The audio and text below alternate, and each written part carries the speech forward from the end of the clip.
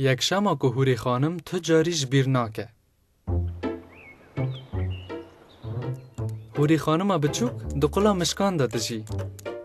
شما رحمت هری بیوسته لحظه شکو پیدا بکن. دما مروف هورک به او قصد هلکشاندن پر زوره.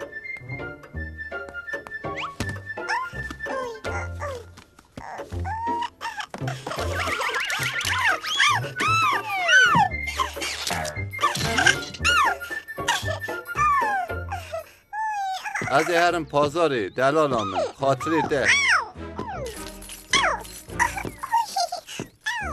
ها کچا دلال تو کیف خوشی کنم در کت ندروان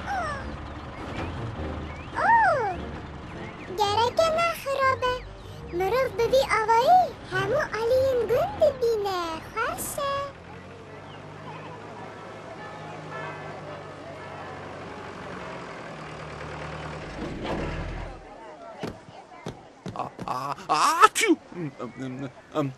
کفش از دیسا پرس میکرده من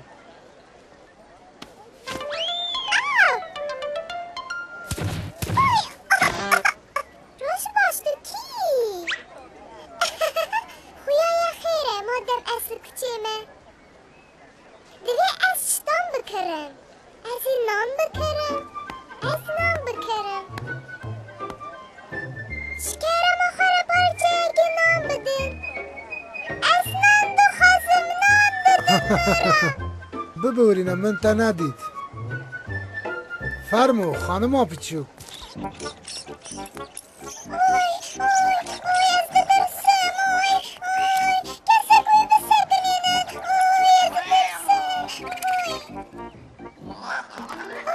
هلا حالی من بنیرن دوی از هر ممالی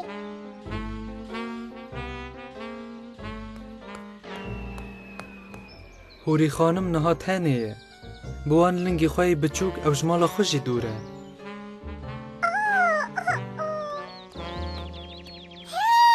میرسه بسا راستن نها داری بکه و اردی از جیوندا به از نگارم مالا خواه ببینم از سرما دکم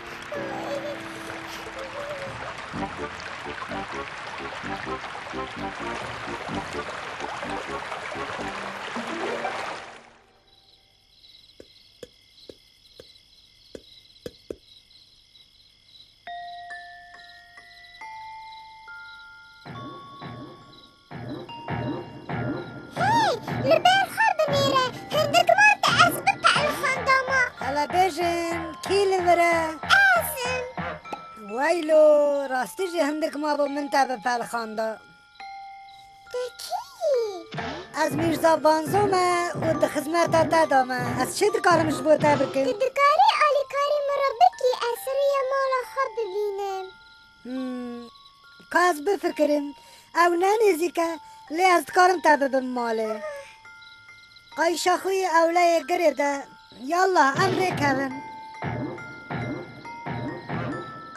وید صاحبی از قد قنچیدش بیر ناکم اگر تو بخوازی بچی سیرانه از دکارم هر یک شم تا بخورا بگرینم سپاس میرزا بانزو بخاطر